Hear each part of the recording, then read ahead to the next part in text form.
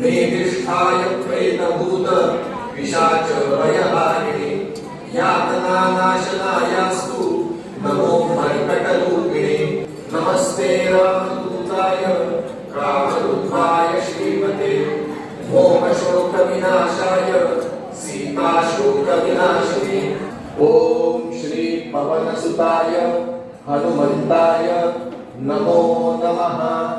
ओम श्री पवनसुताय हनुमन्ताय नमो नमः। ओम श्री पवनसुताय हनुमन्ताय नमो नमः।